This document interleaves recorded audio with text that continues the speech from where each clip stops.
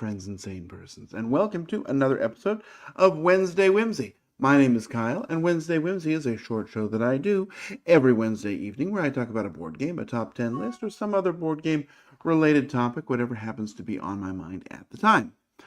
Well, yeah, has this been an interesting little while? I've talked recently about things like my trip to Japan and some games I was going to play there. And now we're back kind of to more normal fare, but then we're going to be getting into the end of the year stuff coming up here, starting next week, actually. So, one last, I guess, hit before we go there. This week, I'm going to be talking about a game that I discovered. It arrived, and, it was kind of in a big pile of stuff that I was trying to work through on the way to, or after Japan. But when I got this out and finally, made it through the rules and got into it, I was just really very excited by it. And I think you might end up seeing it somewhere in my bests of the year. I guess I'm spoiling spoiling a bit of what I'm going to say about it. But this game is Civolution. That is, of course, a combination of civilization and evolution, I guess.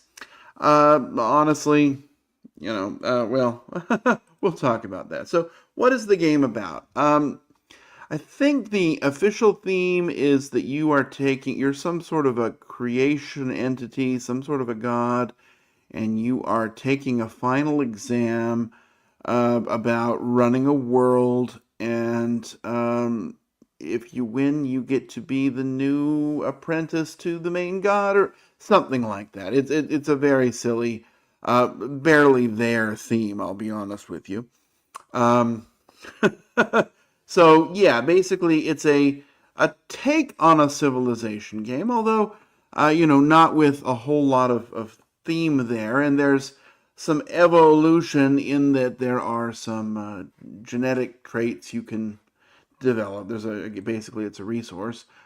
You can have hands or hearts or I think spinal cords, but basically sort of genetic evolutionary type traits. But honestly, this is this is a game where you're going to like it for its mechanisms, not for anything about kind of how it plays. So I guess I should mention this is a game from Stefan Feld, a well-known game designer with lots of really enjoyable and some very highly acclaimed games. Castles of Burgundy being one of them that I really enjoy, and this one honestly, in many ways, feels like an advanced version of Castles of Burgundy.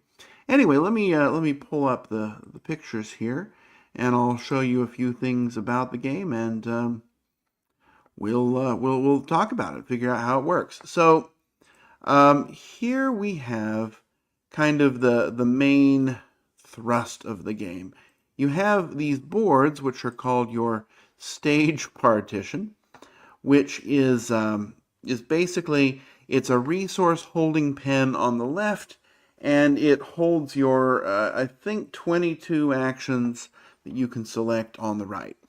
And then up here in the top are areas for you to put stuff. You can play cards up here and put other tiles and tokens that you get. And based upon where they are located, whether they're on the lowest level or on up, you're going to get more and more points for them. There's also this main board over here where you're going to have your tribes, which are these meeples, and they're going to move out and be in different locations, and there'll be resources that are available and things to discover and figure out. So, at its core, though, the game is going to revolve around dice. Now, you start with one die of each value, but later on in the game, you'll have a variety of different dice because you're going to roll them at different times. There's going to be some upkeep that's going to happen and get a free resource and potentially get a new gold tile. And then you're going to enter the action phase. And this is really the main part of the game. On your turn, you're either going to reset, which basically means re-roll your dice, and also advance sort of the game tracker one space, moving toward the end of the round. Or, well, most turns, you're going to activate one of these actions. And each action requires 2 dice. For example, this one, I was hoping I could zoom in. This one up here, where you can see my cursor is, I'm hoping you can see my cursor. Yeah. Um, this one up here requires a 2 and a 3. So, for example, you could spend this 2, spend this 3, and you could do whatever that action is up there. You also have the access to certain abilities. There's these ideas, I think they're called, and the ideas let you modify die results by plus or minus 1, and you can wrap around from a 6 to a 1 or a 1 to a 6.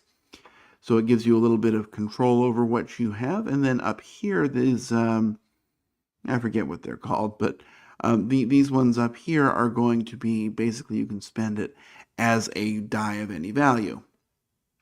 You also have the ability to put tokens on these dice spots. And if you put them there, for example, if you put 2 or 3 of your tokens there, they count as though they are 4s for you, or whatever number they're on. So there's a variety of different actions you can do. You can move people around, you can procreate and get more people out there. You can, these ones over here on the right generally allow you to play cards.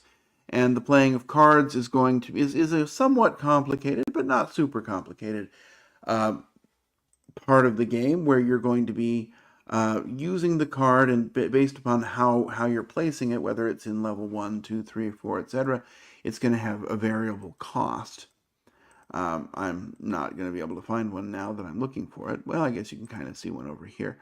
These cards, for example, this first row is what you'd pay for stage 1, and then the first and second would be stage 2, stage 3 would be all 3, and then 4 and 5, it looks like on this particular card, are blank, so you wouldn't have to pay if you're putting it up higher. Anyway, so you're going to use, every turn you're going to use 2 dice, and you're going to do the actions that they allow you to do, and I guess we can come over here to this one. Or, if you don't do that, you're going to advance the round marker, re-roll all of your white dice, and then you get to turn a token in either for an idea or as a food. At the end of the round, there's going to be some upkeep. You're going to have to feed 1 food for every person you have, or 2 if they are outside of the settlements.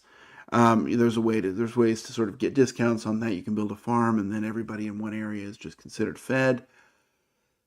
If you don't feed them, they become weaker, maybe die. There's also an event that's going to happen that's sort of that's revealed at the start of the round. It usually gives whoever, it says, if you have 2 eyeballs, you're going to get some bonus, or if you're highest on the brown track, you'll get some bonus. And those are just going to vary from game to game.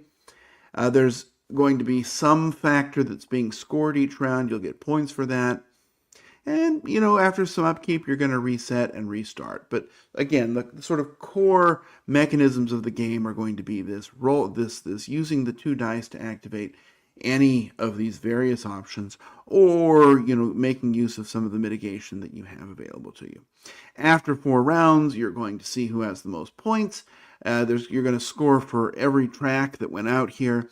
There's a lot, there's 4 tracks, 5 tracks over here, and as you go up them, you're going to upgrade. And I guess I should mention that these actions over here are all upgradable. So, right now, this one here, this 1-4 is at its base level.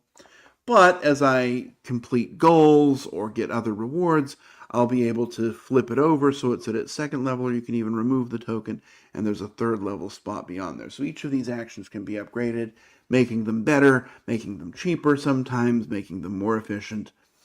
There's various things you can build. There's these settlements that get you access to extra income.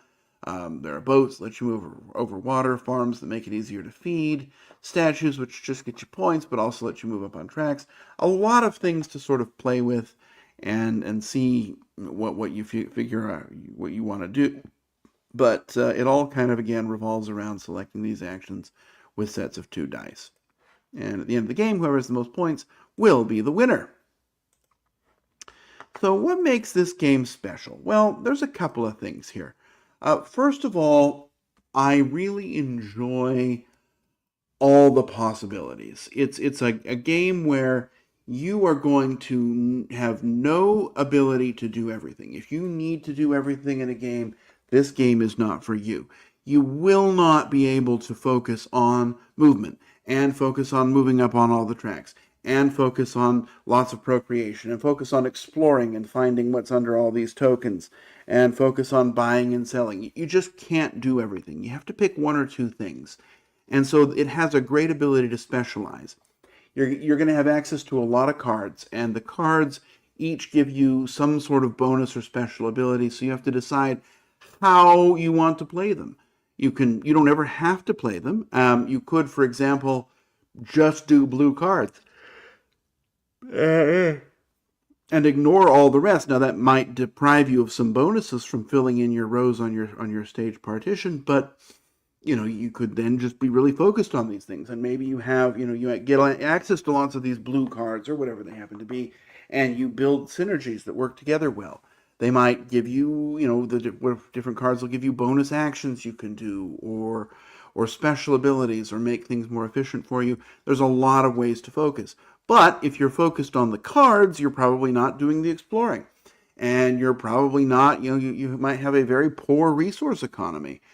And that's all okay, because everything you do, there's a way to make it work, and there's a way to sort of turn that into a potential for victory. So it's a lot of different options and a lot of ways to specialize. Another thing that's really special about this game is the iconography. It is so clear and so easy to understand. The game comes with a very lengthy, I think it's 4 or 5 page player aid for each player that explains all the actions in detail, but I don't think I've ever looked at it during the game. Maybe the first time when I was learning it out of the rule book, I did, but it's one of those things where once you figure out the icons, you've got it. It's very intuitive. It's very well designed from that standpoint. Also, while there are, I think, 22 different actions, many of them are very similar. Like that bottom row is always just get the evolutionary trait. So that's not really 22 actions. It's okay, technically it is, but 6 of them are the same no matter where you are. And they all kind of work together in ways where once you've gone through it, again, there's a lot of explanation up front. It's not one where you're going to want to play it with people who say, well, let's just get going and figure it out as we go, because you do need to understand what the possibilities and costs are. But once you've gone through that, I really haven't had to do a lot of repeat explaining various things, and there's occasional little rules that people will get tripped up on, but for the most part, it's as easy to learn as possible for a game of this size and scope. It does also give really strong Castles of Burgundy feelings. In Castles of Burgundy, though, each round was 2 dice, so you used 1 die for one thing, 1 die for another thing, and you were done. Here, and then you just went through, I think it was 25 turns like that. Here there's a little more variability. You could, for example, build up with this planning action, get a whole bunch of these dice tokens out there, so you never really you're not dependent on your rolls, and you could delay having to reset so that you get more turns. Or you can be that person who's just like, I do 1 action, 2 actions, I can maybe get 3 out there, I'm resetting, and we just keep the game moving on. It's going to be paced by the players, and I find that fascinating. I will tell you, it has a fantastic rule book. The rule book is organized in a way that maybe I wouldn't have organized it, but everything's really there, and it's explained in kind of a natural way that I think somebody put a lot of thought into. There's good examples. I didn't really have to look anything up online. I made it through the rules once, and I was ready to go. There's also a really good solo. The solo is very easy to run. The solo opponent turns are just flip a card, do one thing, and it's a challenging solo opponent that I always come close, win or lose. Within just a few points of each other, so that seems like it's the right level of difficulty. It's a well-designed solo. It feels like it was in there from the beginning and doesn't feel tacked on at all. So those are a lot of things that are really just great about this game. It's also really fun and satisfying to play. While the theme is barely there, the mechanisms are so sort of solid, and there's so many possibilities that I've just really enjoyed every time I've played it. Also, turns are generally pretty fast. You're just doing one thing and you're done. And, as soon as you're done, the next person can go. So, although, there is a lot going on, you can play through the game at a greater pace than I think you might expect.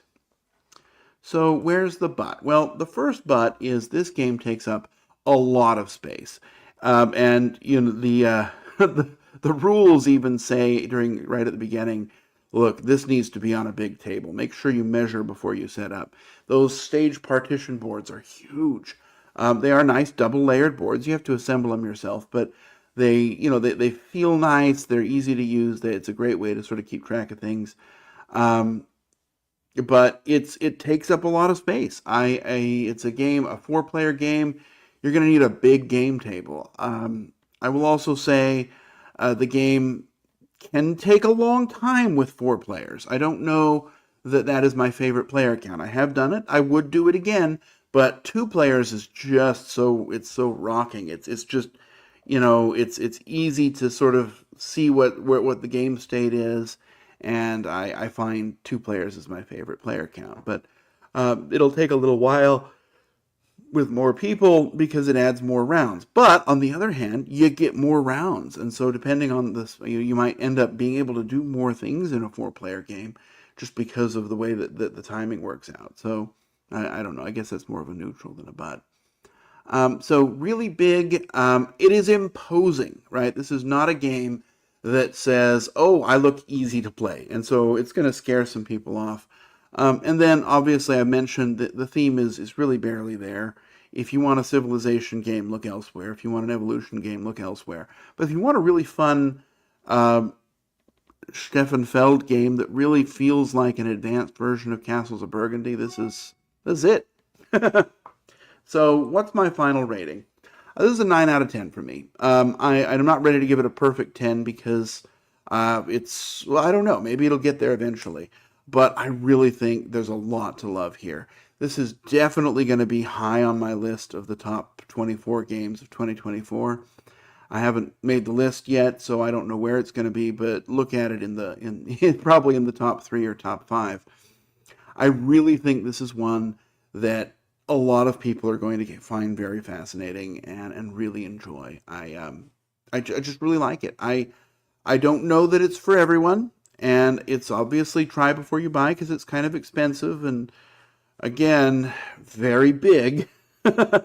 But for me, I think it's great. I'm willing to set it up and leave it out so I can play the solo a couple of times in a row, for example. I just really think this is a fascinating game, and it's in my opinion probably Stefan Feld's best game design. So I'm glad he's come back from making the same game just set in a different city and done something original for the first time in a little while. And I think Civolution is the next evolution for him. So 9 out of 10, and that's going to do it for me. We'll be back next week with part 1 of the top 24 games of 2024, and I'm excited for that. I'll have to make my list, but it's been a great year for games, and I can already see my top being a very crowded area, so it's going to be hard to limit myself to just 24.